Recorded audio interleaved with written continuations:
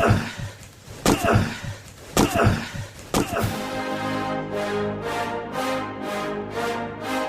rolls out to the right, pitches off to Taylor, and Taylor's to the 20, down to the 15, down to the 10, 5, 4, 3, 2, 1.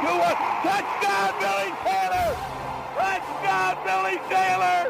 Billy Taylor scored a touchdown from 21 yards out. The crowd goes berserk. It was November 22nd, 1969. That they came to Barry, Michigan, all dressed in maize and blue. The words were said, the prayers were read, and everybody cried. But when they closed the coffin, there was someone else inside. Oh, they came to Barry, Michigan, but Michigan wasn't dead. And when the game was over, it was someone else instead. 11 Michigan Wolverines put on the gloves of gray, and as the organ played the victors, they laid Woody Hayes away. Under center is Wangler at the 45. He goes back. He's looking for a receiver. He throws downfield to Carter.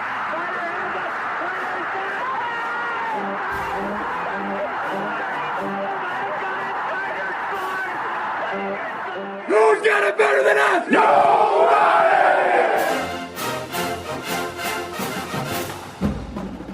Welcome to the Michigan Man Podcast on Wolverine Sports Radio, a member of the V Sporto Network, and in partnership with SB Nation's Maize and Brew, for Wolverine fans from coast to coast. Go Blue and welcome to the show. I'm your host, Mike Fitzpatrick.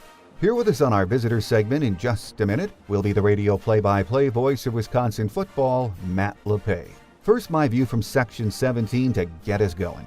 I love playing Wisconsin up in Madison. It is a great atmosphere and the fans are really into it. If you love college football, this is the environment you want to be in, even if you're on that visiting sidelines. It makes your blood pump, and ours better be pumping this week. The first two games were disappointing to a lot of fans because they expected the offense to come out of the gate and explode. Now that would have been great, but in the real world it just doesn't happen that way.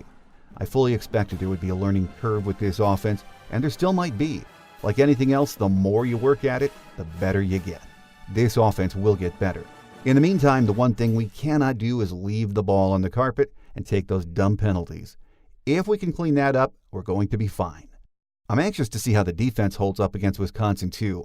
That actually concerns me more than what our offense is going to do. Jonathan Taylor is a nightmare to stop, and the Badgers are now emphasizing getting him the ball more in the passing game. So I can't wait. We need a road win against a top 15 team, and we could use a statement game.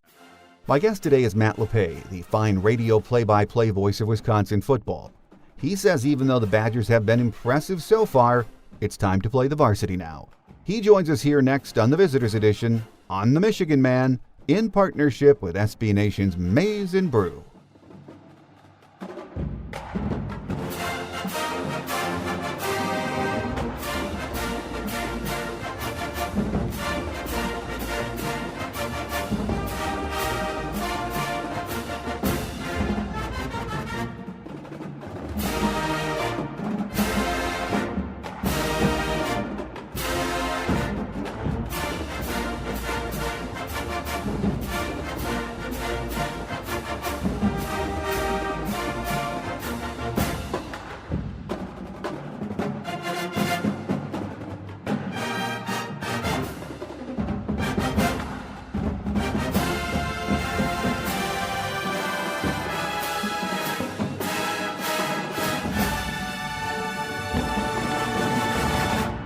Here with us on our visitors segment today as we get ready for a big trip to Madison on Saturday is the voice of Wisconsin football, Matt Lepay. Matt, once again, great to have you back with us. Good to be with you. Well, you know, the first two games were with South Florida and Central Michigan for the Badgers, but still, Wisconsin did exactly what they needed to do. I don't know if you can do it any better, 110-0. Nice way to start the season, isn't it? Yeah, it is. The fact that they played two opponents that were clearly overmatched, but the fact that Wisconsin played pretty clean football. They lost a couple of fumbles, but the outcome, at least in their last game against Central Michigan, the outcome was definitely no longer in doubt. It was deeper into the ball game, and the penalties have been kept to a minimum. Defensively, they faced two teams that were really challenged offensively. But the fact is Wisconsin had a minimum of missed tackles. A lot of the things that kind of hit teams early in the season. Really did not hit Wisconsin in the first 2 games. But, having said all that, I think the enthusiasm here, they feel good about what they've seen, but they're playing the varsity now with Michigan coming in, and then, as Big Ten play starts. So they feel good about how things have gone, but they know the competition ramps up a ton beginning this Saturday. Well, let's talk about that Badger offense for a minute or two, if we could, that we're going to see on Saturday. We're looking at a new quarterback. Alex Hornibrook is gone. Junior Jack Cohn under center. He's been really sharp in the first 2 outings, hasn't he?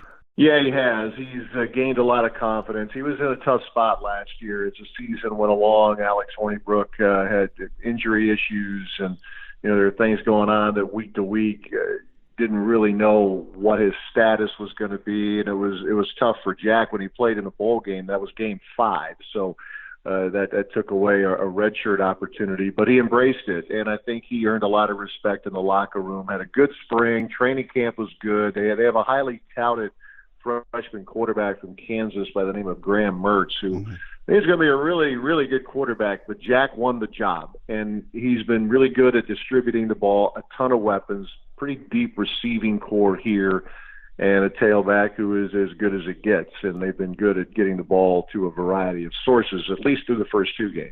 I mean, one thing Jack is doing well is going downfield, isn't he? Which is something that didn't happen last year. Yeah. Let's be honest. I mean, well, you guys saw that firsthand. Wisconsin just flat couldn't throw it in the Michigan game, and really struggled with the passing game most of last year. And Quintez Cephas has been the guy, I think, who can really stretch defenses. A couple of years ago, before he broke his leg in November of 2017, he was leading the team in touchdown receptions, and everybody would like to have a little bit more quick strike capability. Wisconsin, especially last year, had it was like death by 1,000 paper cuts all the times. Unless Jonathan Taylor broke off a long run, which he would do with some regularity, but they were going to get the big hits through the running game. So they look like a team, and that was the goal coming into the year for this offense, is to be more diverse. Again, early indications are good, but now you're playing a defense with a lot more talent, guys who can run, guys who are physical. So I think that's where the maybe the true indicator of where this team is. We'll start to at least get some answers on Saturday. Well, it's always nice for any quarterback or any offense to be able to turn around and hand off to a Jonathan Taylor, who in the Big Ten, we know how very, very good he is nationally. Everyone knows that too. But you've seen a lot of great running backs roll through Madison, Matt. Where would you rank him? Well, he's got to be on the short list. I guess I do get asked that from time to time, and maybe I'm just putting off the answer until he's done. Melvin Gordon was phenomenal in his time. Ron Dane certainly is someone who, for most people, is the guy who set the standard, unless you think back of Alan Amici in the 50s. But they've had a lot of really good running backs here. And I think, Mike, what could be a separator for Jonathan Taylor, if this can continue, is that through the first 2 games, he's now a threat to catch the ball out of the backfield. Right. He's had 5 catches. He's gotten into the end zone 3 times. A guy like him who's so strong and runs so well, him getting the ball in space is an exciting thought for people around here. So if that's something that can continue, in addition to the rushing totals he puts up, he's going to be very close to the top, if not at the top. Still remains to be seen. Like I said, they've had great running backs go through here for the last, 30 years for sure. But really it goes beyond that as well. So, but he definitely is in the thick of the conversation as one of the handful of very best they've had. Well, and he has that big Wisconsin offensive line in front of him. I think 4 new starters, but these guys, they don't lack any talent, do they? No, and they've had guys who, even though they were technically not returning starters, the guys who have played quite a bit coming into the season, guys like Cole Van Lanen, Logan Bruss has played a fair amount, Jason Erdman has played a fair amount of football. So it's still, realistically, it probably will take a little time to gel. They've given up some negative yardage plays. That's something we were going back to your first question. They've been pretty clean for the most part, but there have been some plays where the running game has stoned a little bit. So I think they want to continue to get better. But to your point, I think it's an offensive line where the line coach here and the offensive coordinator, Joe Rudolph, they feel pretty good about it. They've been able to build some depth. Got a young man, Caden Lyles, who is an offensive lineman by trade, had to play defensive line last year because they were so thin up front defensively.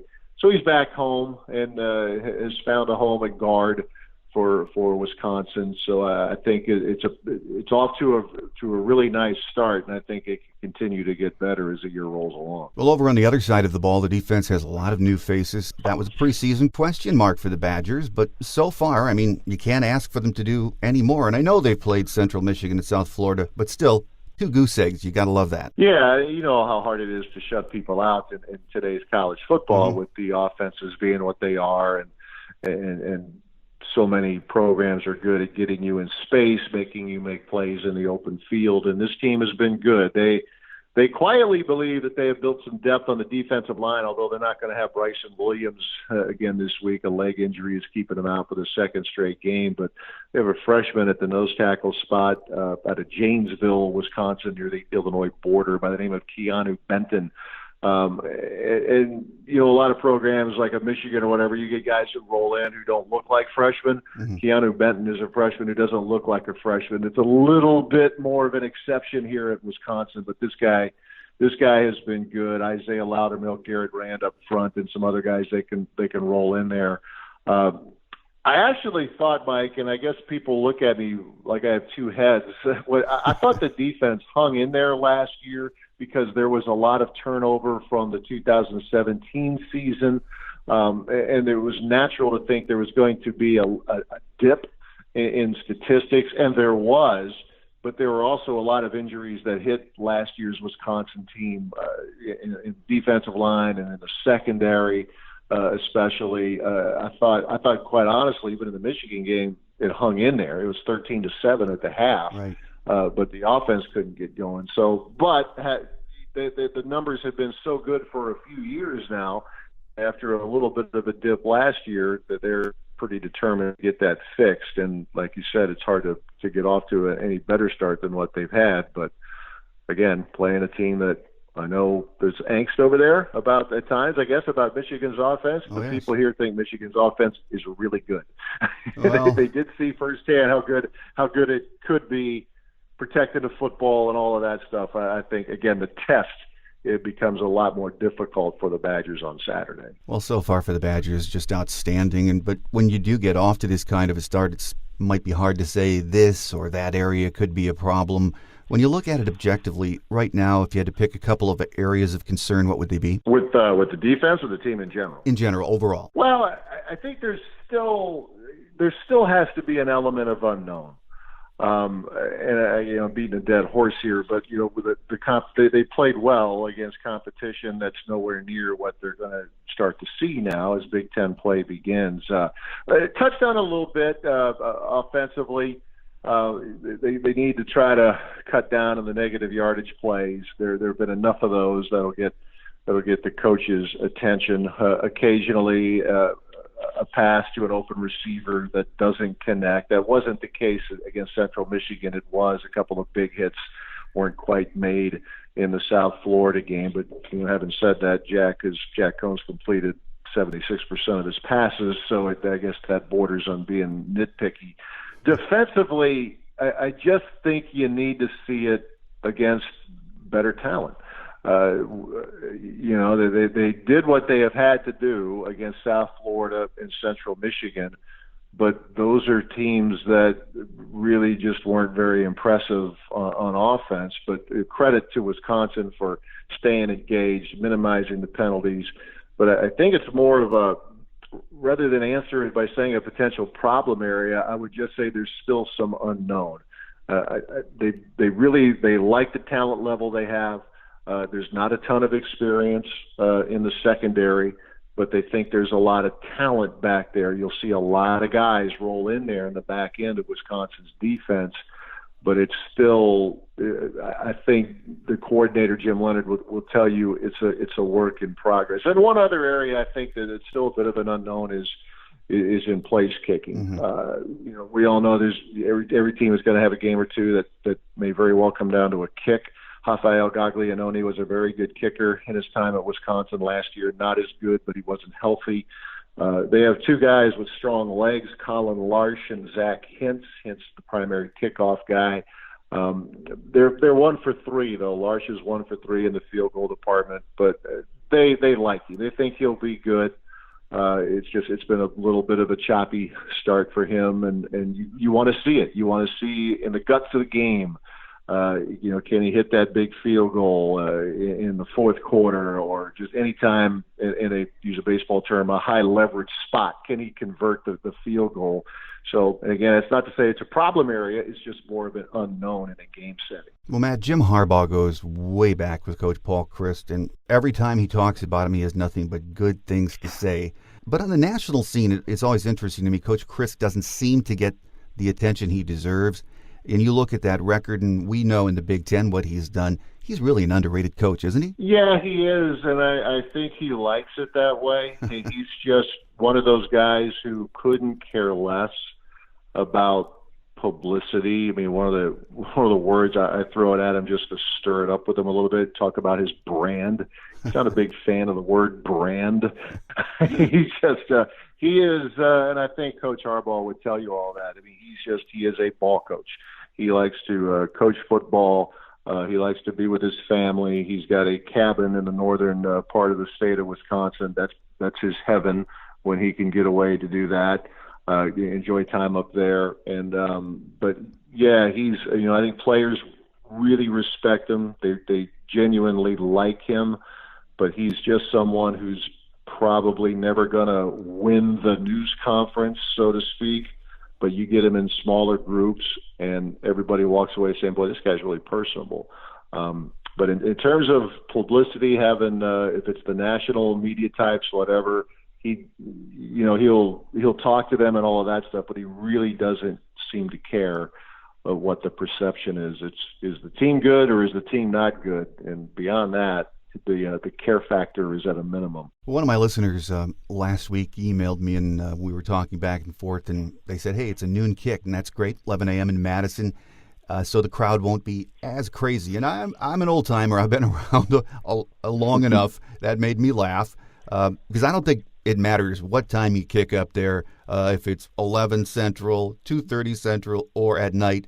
The crowd's crazy, and it's always a big factor, isn't it? Well, it can be, certainly. And certainly when a program like Michigan comes in, it's not, you've heard this a trillion times probably, it's a big deal when Michigan comes in. They came in 2 years ago. That was the first time since 2009. So with the Big Ten being the size that it is these days, you don't see these teams with the regularity that you would have back in the day. Ideally, the 2:30s of the night games are probably better, but given, if the weather is good, and I knock on wood, it'll be pretty decent on Saturday, and the fact that it's Michigan, two teams that are right now in the top 15 and in the polls, for what that's worth after 2 weeks, it should be pretty good. The students are notoriously late in getting into Camp Randall Stadium, but when they get there, they're good. They're fun. Sometimes, as I say, they even watch the game. They have a lot of songs that they sing, a lot of chants, some of which probably can't be repeated here. Oh, yeah. But the atmosphere is good. It's a party at Camp Randall, and it's the atmosphere here is, well, I mean, you love it at the Big House and so many of the venues in college football, but I'd like to think that Camp Randall, when it's going, which I think it will be this Saturday, can match up with about any atmosphere in the country. I guess I wonder this early in the season why it isn't at least a 2:30 Central kick or even a night game. Have you heard anything as to why it isn't? Yeah, it's anything is television. Everything is television driven, as you know, and Fox has this game, and Fox. Fox is putting a big emphasis on the noon Eastern kickoffs. We're used to, if it's going to be an afternoon game, right? ESPN. That platform, it's going to be 2:30 if it's not going to be prime time. But Fox is a big believer in that early window, and I believe it served them well. I mean, you put Michigan on at noon, it draws millions of eyeballs. the school to your south when that is on, going to draw millions of eyeballs, right? They view this as a pretty big game. So that's, anytime you wonder at kickoff time, it's television. And I do know that the folks at Fox are putting a big emphasis on the noon window. Final question for you, Matt, then we'll let you go. Michigan, as we very well know, has not won in Madison since 2001.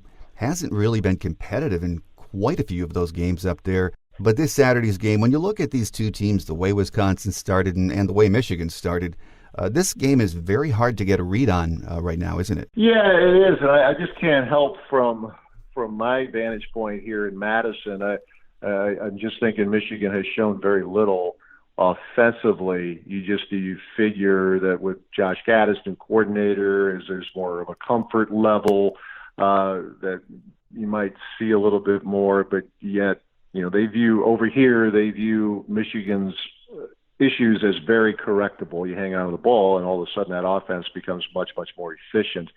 But yeah, it is a hard game to get a read on. I want to see, from the Badger perspective, can Wisconsin continue to show the versatility offensively that it's shown in the first two games, and defensively, can it hold up against the talent? Zach Charbonnet is a running back. They haven't seen that type out of an opponent yet. A guy who can hammer, who's great at blitz pickup, at least he seems to be. Shea Patterson, they saw how good that he can be in last year's game in Ann Arbor. They know Dylan McCaffrey is very dangerous as well. And the early word in talking with the coaches here about Michigan's defense, even though they lost some great players, not good players, great players, they roll in a lot of other guys who look like they could be great players as well, some of whom already are probably at that category. So, yeah, I think it's going to be for both teams. They can answer a few more questions, find out exactly where they are, how they stack up in the Big Ten. The only thing that would surprise me, I guess, Mike, is if the game is one-sided. I just see it as being a very close ball game, a one-possession game, maybe 10 points at most, and that would be deceiving. I just think this is one of those games that sets up to go right down to the wire. Oh, I agree with you. Great barometer game for both teams, and we are looking forward to a trip to Madison, so it's going to be exciting. Great way to open the Big Ten season. With us on our show today on our visitor segment has been the voice of Wisconsin Badger football, Matt Lepay. Matt, always a pleasure to have you with us, and thank you for your time. Good talking to you, Mike. Take care. Safe travels. Quick Hits is next as we wrap it up for another week here on The Michigan Man, and in partnership with SB Nation's Maize and Brew.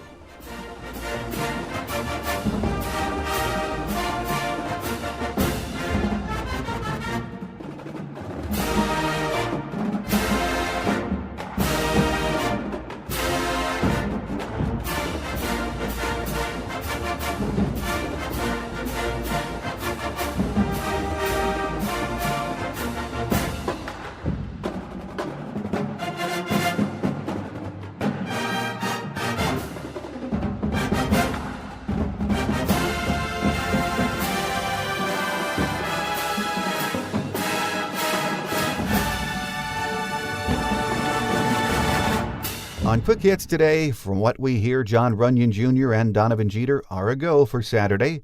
The word is Donovan Peoples-Jones picked up a high ankle sprain late in fall practice and was given a 4 to 6 week window of recovery. So he could be back Saturday, but he could also be out for another couple of weeks.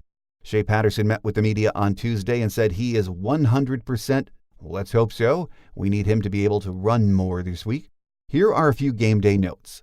The first meeting between these two teams was on November 15, 1892, up in Madison, a 10-6 Michigan win. We lead the series with an all-time record of 51 wins, 15 losses, and there was one tie. Paul Chryst is in his 5th year as head man and has a record of 42-12 in Madison. Good guy and an outstanding coach. The Badgers had an injury-plagued 8-5 record last year. They were 5-4 in conference play. They hammered Miami in the Pinstripe Bowl 35-3. They returned 5 starters on offense, 6 on D. They are 2-0 heading into this week's game. I'm going to publish a Michigan Man Extra for you on Friday, and I'll give you a heads up when it goes live on Facebook or Twitter. I was doing a lot of prep work during the week for this game with the guys at BadgersBlitz.com, and they were great to work with. gave me a lot of insight into this week's opponent and had a lot of questions about us too. So yesterday we sat down and taped a segment to get their thoughts on the Badgers and just how big this game is for both teams. So I hope you'll join us tomorrow, Friday, for that. The weatherman says we could get wet on Saturday. There is a 40% chance of rain in the afternoon, possibly a few thunderstorms. Winds will be gusty and temps will be in the low 70s. That will do it for today. We'll have that Michigan Man Extra for you tomorrow with the guys from BadgersBlitz.com. Next week, it's back home for a noon kick with Rutgers. On Tuesday, my scheduled guest is Anthony Broom from right here at Maize and Brew. On Thursday, we hope to hear from Steve Politi of the Newark Star-Ledger, who covers Rutgers football. He says he doesn't enjoy it, but he covers it. He's a fun guy, so I hope you'll join us next week for both of those shows. Kickoff will be noon Eastern Time. It's on Fox. And this one, I think, is going to be a nail-biter. That's what my gut tells me. When you play a team like Wisconsin in their place, style points don't matter. Just get the win, grab some curds, and get out of town. So have a great Wolverine week, everyone. Think victory, beat Wisconsin. I'm your host, Mike Fitzpatrick. Until we meet again, take care, and as always, go blue. Thanks for joining us today on The Michigan Man, here on Wolverine Sports Radio, a member of the V-Sporto Network, and in partnership with SB Nation's Maize and Brew. Our listener lines are open 24/7 for your calls at 313-263-4842. That's 313-263-4842. Or email us at themichiganmanpodcast@yahoo.com. That's themichiganmanpodcast@yahoo.com.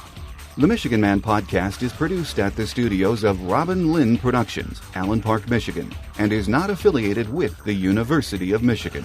Go Blue!